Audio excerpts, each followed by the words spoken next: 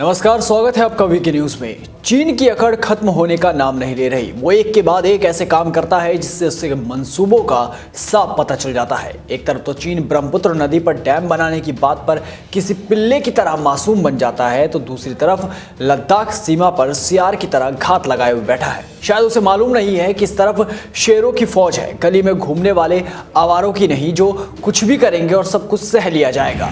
प्रधानमंत्री के नेतृत्व में इस बार सेना भी पूरी तरह से तैयार है और भारतीय सेना पहले से कहीं ज्यादा मजबूत भी है, फिर चाहे वो किसी भी क्षेत्र में क्यों ना हो। चीन इतना परेशान है कि पहले अपनी बार्बी डॉल वाली सेना को डराने के लिए भेजा। कई सैनिकों की जमकर धुनाई हुई, कई मारे भी गए, पर शर्म के कारण चीन उनके आंकड़े तक नहीं बता पा रहा, जिसके बाद वो डराने के लिए लगातार कुछ ना कुछ सीमा पर करता ही रहता है। अपनी ताकत को दिखाने के लिए कभी ड्रोन से खाना भिजवाता है तो कभी गुब्बारे वाले मिसाइल लॉन्च करता है। और अब चीन ने एक और नापाक हरकत कर दी है, जिसे देखने के बाद लग रहा है कि चीन पूरी तरह से युद्ध के मूड में है। वो बातचीत करना ही नहीं चाहता। दरअसल इस बार चीन की सीमा पर तोप देखे गए हैं।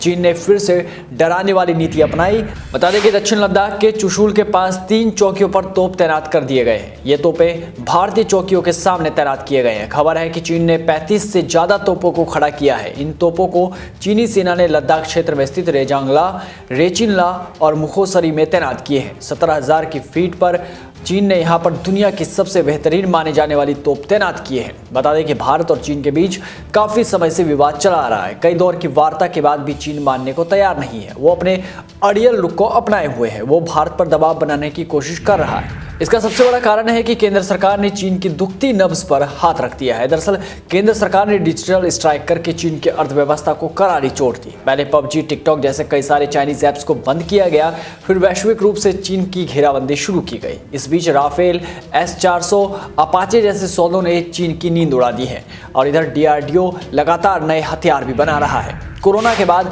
आलम यह है कि चीन को अब पूरा विश्व नकार रहा है। चीन अब अकेला पड़ता हुआ नजर आ रहा है। पहले पाकिस्तान और नेपाल साथ थे, मगर नेपाल ने भी अब हाथ पीछे खींच लिए और पाकिस्तान की हालत सबको पता है, वो किसी से छिपी नहीं है। इन सबसे चीन इतना बौखलाया हुआ है कि वो सीमा पर दबाव बनाने के लिए कोशिश करता है। पर चीन की इस चाल का जवाब देने के लिए भारतीय सेना ने भी 17,000 फीट पर टैंक तैनात कर रखे हैं। चीन की इस कारस्तानी को देखकर लग रहा है कि वो युद्ध की तैयारी में है। अब देखना होगा कि चीनी सरकार अब भी नरम रुख अपनाती है या फिर अपने बार्बी डॉल वाली सेना के भरोसे अपना मुंह काला करवाने के लिए तैयार है। इस वीडियो में बस इतना ही। देश और दुनिया की तमाम बड़ी खबरों से जुड़े रहने के लिए बने रहिए वीके न्यूज के साथ। नमस्कार।